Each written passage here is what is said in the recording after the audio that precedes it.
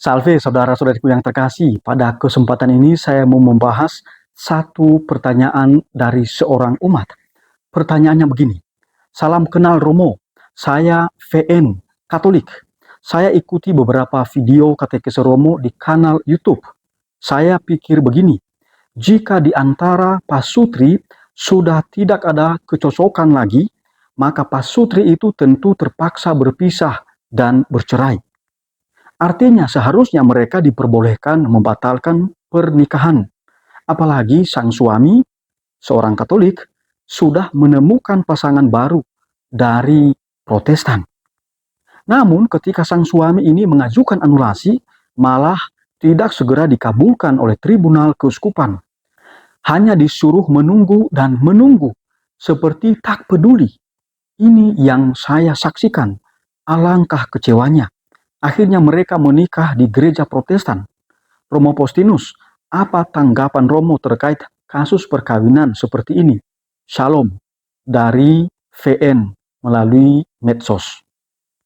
Saudara-saudariku yang terkasih, bagaimana jawaban saya terhadap pertanyaan dari saudari kita VN ini? Marilah kita ikuti.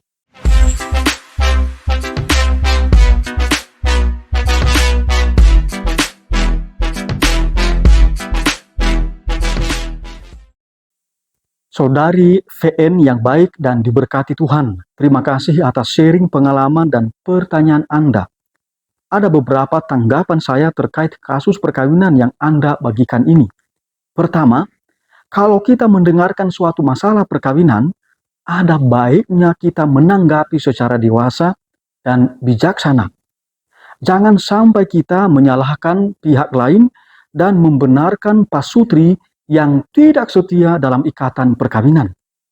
Sebagai umat Katolik, kita seharusnya lebih taat dan setia pada ajaran gereja Katolik yang bersumber dari tradisi suci, kitab suci, dan ajaran resmi gereja atau magisterium gereja.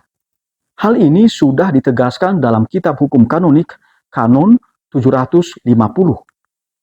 Baik, jika kita ingat kembali nasihat bijak Paus Yohanes Paulus II dalam anjuran apostolik Familiaris Consortio, nanti saya singkat ini FC. Ia mengatakan bahwa gereja yang didirikan untuk mengantar semua orang pada keselamatan tidak dapat membiarkan umat Kristen Katolik yang telah terikat pada perkawinan sakramental kemudian mengikuti keinginan mereka sendiri sehingga melakukan perceraian. Gereja tiada jemu-jemunya akan berusaha menyediakan bagi mereka upaya-upaya untuk keselamatan sehingga tidak jatuh dalam perceraian. Bandingkan Familiaris Consortio nomor 84. Kedua, meluruskan pemahaman yang kurang tepat. Jika hanya karena tidak ada kecocokan lagi, lalu pasangan suami istri atau pasutri berpisah dan cerai, ini sangat fatal. Ia kemungkinan jatuh terus pada mentalitas nikah, cerai, kawin, cerai, dan seterusnya. Begitu terus. Ketika tidak cocok lagi, ini fatal sekali, ini berbahaya sekali. Untuk menghindari hal ini, maka gereja Katolik menawarkan terus kepada umat Katolik agar sebelum menikah, calon pasutri itu harus mempersiapkan dirinya, memikirkan banyak hal, menimbang kemampuannya menerima calon pasangannya.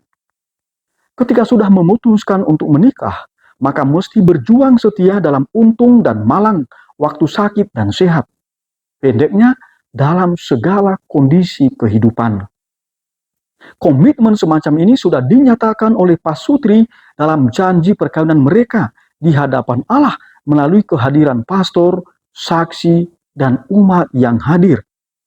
Kunci di sini adalah saling menyesuaikan diri dan bukan lagi menjadikan perbedaan sebagai dalil tidak cocok. Ketiga, anulasi perkawinan perlu dipahami secara benar. Banyak umat Katolik yang mengira bahwa cara pertama dan satu-satunya untuk menyelesaikan permasalahan perkawinan mereka adalah anulasi. Ini salah besar. Tidak seperti itu. Selain itu, ada banyak umat yang memahami anulasi seperti perceraian sipil. Akibatnya, saudara-saudariku yang terkasih, jika gereja tidak segera mengabulkan anulasi perkawinannya, maka mereka menyalahkan gereja, dalam hal ini tribunal. Ajaran gereja Katolik tidak seperti itu. Tidak seperti itu. Gereja Katolik setia mengajarkan dan mewujudkan sabda Yesus dalam Injil Markus bab 10 ayat 7 sampai 9 dan juga di dalam Injil Matius bab 19 ayat 5 sampai 6 yang intinya apa yang sudah dipersatukan oleh Allah dalam ikatan perkawinan tidak boleh diceraikan oleh manusia. Dalam perjanjian lama pun, misalnya dalam kitab Maleakhi bab 2 ayat 16, Tuhan Allah melarang keras umatnya untuk bercerai. Lalu apa anulasi yang dipahami oleh gereja Katolik? Anulasi adalah pembatalan perkawinan yang sejak semula tidak sah, atau dalam bahasa Latin, void ab initio. Jadi sebelum menikah ada hal-hal yang membuat perkawinan tidak sah. Hanya perkawinan yang tidak sah yang bisa terbuka pada anulasi perkawinan. Sementara perkawinan yang sah tidak bisa dianulasi atau dibatalkan.